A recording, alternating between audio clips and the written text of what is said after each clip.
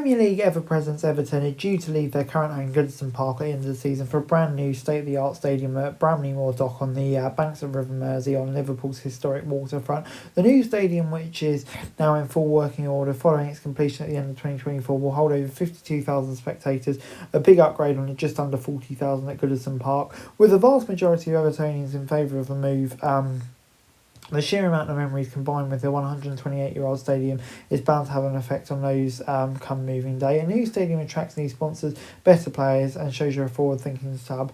As we've seen with Tottenham, they now arguably have one of the best stadiums in London, and it will match their ambition. Goodison Park opened its doors in 1892 and cost £3,000 to construct, immediately capturing the hearts and minds of the locals. But specifically for Everton, though Goodison was the first purpose-built stadium in the country, but north of the border, Rangers had kicked things off when they'd opened Ibrox. Just 2 years after opening, Goodison Park played host to the FA Cup final between Notts County and Bolton in front of 37,000 people. By 1910, further work on Goodison Park meant that 69,000 fans packed for the replay between Newcastle and Barnsley. Following the war, Goodison had its highest ever attendance of 78,300 in a game that saw the Toffees take on arch rivals Liverpool. Sadly, such huge attendances will become a thing of the past following the 1990 Taylor report, which required top tier stadiums to come all seated. But since opening its doors, it's gone on to catch some amazing memories, not just for Everton fans. It was one of the grounds to host World Cup in the year England won it, hosting teams such as Brazil.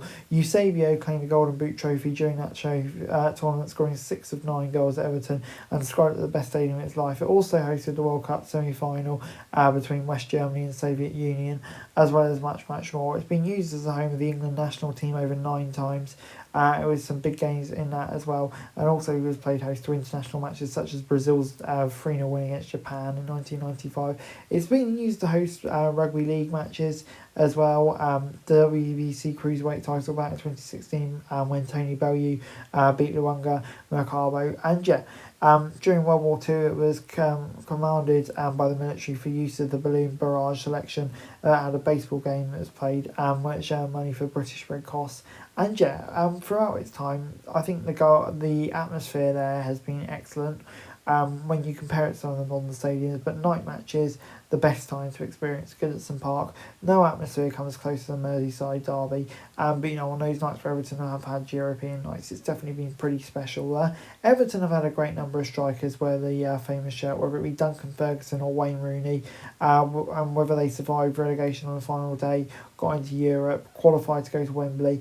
Goodison Park is an old-fashioned ground, and definitely packed in the atmosphere, and it makes up for what may looks like its non-modern looks with its charm, character, and atmosphere that we've seen multiple times on the big occasions. But while that ground will never be forgotten, it's time for the club and its supporters to look forward to the new era at Bramley Moore. The new stadium is now complete, with thousands of supporters having the opportunity to go to test venues. The part of the ground that Evertonians have been most in awe is the South Stand, which has been designed to look like Borussia Dortmund's yellow wall. Early pictures taken show it's incredibly steep, and that's likely where the atmosphere will become. Much being made of the public transport, with many visitors criticising the local train network. That's something out of the club's control, of course, and Liverpool Council may need to work on that before it, but Everton will be hoping that can improve. And that stand especially, the new stadium looks nice and modern. I'm definitely excited with the takeover done now, with David Moyes back in charge doing a solid job about the future direction of Everton Football Club. Anyway guys, that's it for this video. Thanks very much for watching. Remember to like, share, subscribe, follow us on our socials, link in the description below for daily football news, meme and content.